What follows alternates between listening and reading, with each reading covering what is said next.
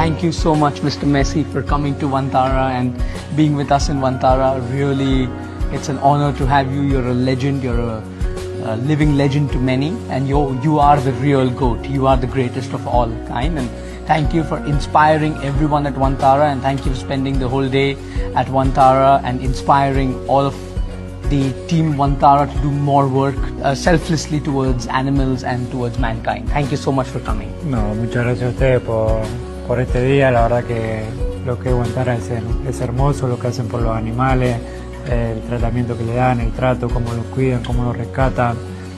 La verdad que es impresionante, que la pasamos muy bien y nada, agradecerte por cómo nos trataste, todo lo que la comodidad que nos hiciste sentir y nada, seguramente lo visitaremos otra vez.